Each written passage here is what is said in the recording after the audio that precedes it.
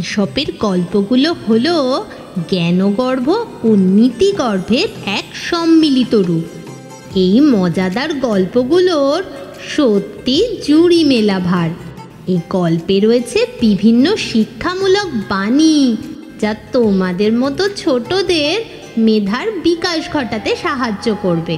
আর সেই জন্যেই তোমাদের জন্য আমরা নিয়ে এসেছি এই নীতিমূলক গল্পের এক বিরাট ঝুলি।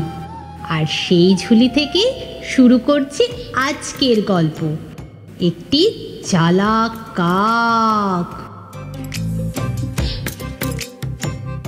তখন গ্রীষ্মকাল। একটি কাকের খুব জল তেষ্টা পেল। তখন সে জলের খোঁজে এদিক ওদিক উড়ে বেড়াতে লাগলো, কিন্তু কোথাও এক ফোঁটাও জল পেল না।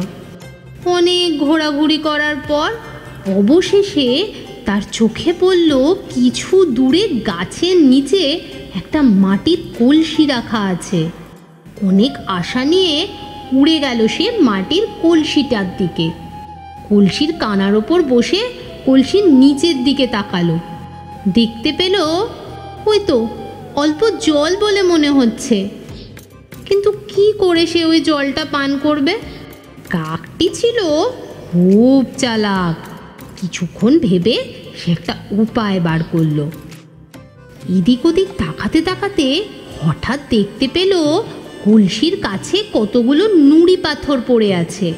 তখন ঠোঁটে করে একটা একটা করে নুড়ি পাথর নিয়ে কলসির মধ্যে ফেলতে লাগলো।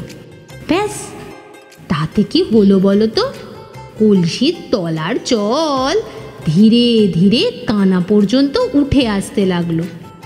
এইবার সে প্রাণ ভরে জল পান করে খুশি মনে উড়ে চলে গেল।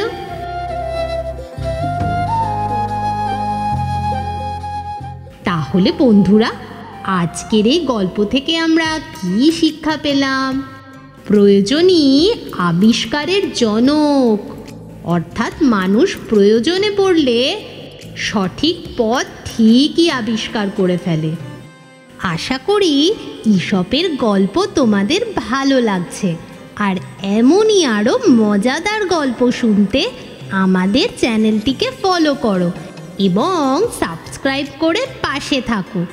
শীঘ্রই ফেরত আসবো আবারও একটি নতুন ঈশপের গল্পকে সাথে নিয়ে। তাহলে আজকের মতো এখানেই শেষ করলাম, কেমন?